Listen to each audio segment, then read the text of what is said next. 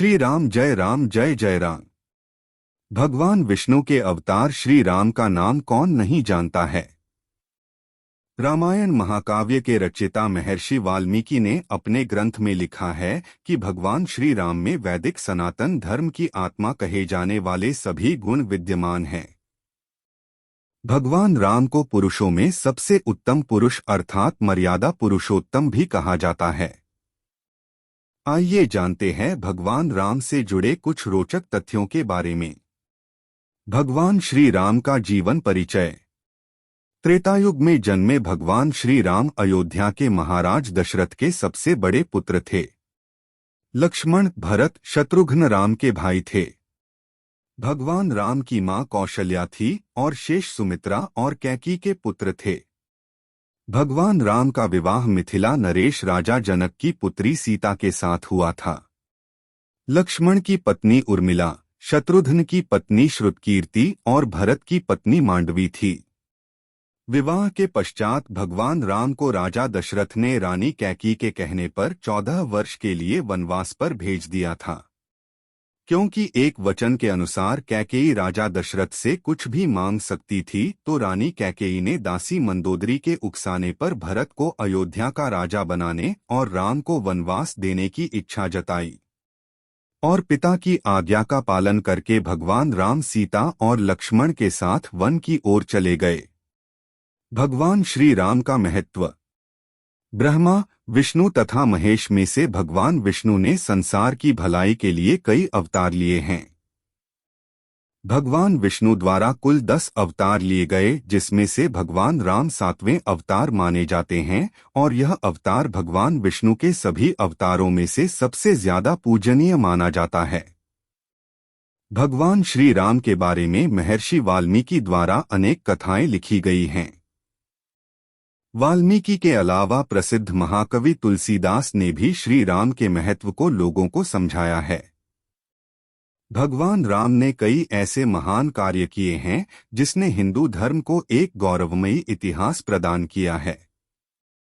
भगवान विष्णु ने राम बनकर असुरों का संहार करने के लिए पृथ्वी पर जन्म लिया। भगवान श्री राम ने मातृ पितृ भक्ति के चलते अपने पिता राजा दशरथ के एक आदेश पर 14 वर्ष तक वनवास काटा। नैतिकता, वीरता, कर्तव्यपरायणता के जो उदाहरण भगवान राम ने प्रस्तुत किए, वह बाद में मानव जीवन के लिए मार्गदर्शक बन गए। भगवान राम अपनी प्रजा को हर तरह से सुखी रखना चाहते थे। उनकी धारणा थी कि जिस राजा के शासन में प्रजा दुखी रहती है, वह राजा नरक भोगी होता है। महाकवि तुलसीदास जी ने रामचरितमानस में रामराज्य की विशद चर्चा की है। माना जाता है कि अयोध्या में 11,000 वर्षों तक भगवान राम का दिव्य शासन रहा।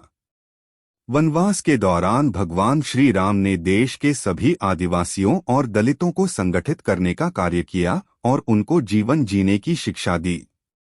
उन्होंने देश के सभी संतों और उनके आश्रमों को राक्षसों, दैत्यों के आतंक से बचाया था। अपने 14 वर्ष के वनवास के दौरान भगवान राम ने भारत की सभी जातियों और संप्रदायों को एक सूत्र में बांधने का कार्य किया। चित्रकूट में रहकर भी उन्होंने धर्म और कर्म की शिक्षा दीक्षा ली। भगवान राम ने भारत भर में भ्रमण कर भारतीय आदिवासी, जनजाति, पहाड़ी और समुद्री लोगों के बीच सत्य, प्रेम, मर्यादा और सेवा का संदेश फैलाया और यही कारण था कि राम का जब रावण से युद्ध हुआ तो सभी तरह की अनार्य जातियों ने राम का साथ दिया। भगवान श्री राम कहते हैं कि पृथ्वी लोक एक ऐसा लोक है जहां जो भी आता है उसे एक दिन वापस लौटना ही होता है।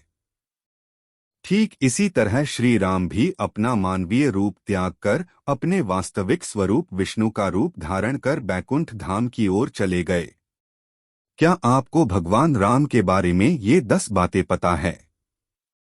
एक वनवास के समय भगवान राम 27 साल के थे। 2 लव और कुश राम तथा सीता के 2 जुड़वा बेटे थे। 3 राम रावण युद्ध के समय इंद्र देवता ने भगवान श्री राम के लिए दिव्य रथ भेजा था। 4 भगवान श्री राम ने पृथ्वी पर 10,000 से भी अधिक वर्षों तक राज किया। 5 भगवान राम का जन्म चैत्र नवमी में हुआ था, जिसको भारतवर्ष में रामनवमी के रूप में मनाया जाता है। 6 भगवान राम ने रावण को मारने के बाद रावण के ही छोटे भाई विभीषण को लंका का राजा बना दिया था। 7 गौतम ऋषि ने अपनी पत्नी अहिल्या को पत्थर बनने का श्राप दिया था और इस श्राप से भगवान राम ने ही उन्हें मुक्ति दिलाई थी। 8 अरण्य नाम के एक राजा ने रावण को श्राप दिया था कि मेरे वंश से उत्पन्न युवक तेरी मृत्यु का कारण बनेगा, और भगवान राम इन्हीं के वंश में जन्मे थे। 9 माता सीता को रावण की कैद से आजाद कराने के लिए रास्ते में पड़े समुद्र को पार करने के लिए भगवान राम ने एकादशी का व्रत किया था। 10 वनवास वापसी के बाद भगवान राम के अयोध्या वापसी की खुशी में अयोध्यावासियों ने दीप जलाए थे। तब से दिवाली का त्योहार मनाया जाता है। धार्मिक कथाओं के अनुसार भगवान श्री राम के बिना दुनिया भी कुछ नहीं है।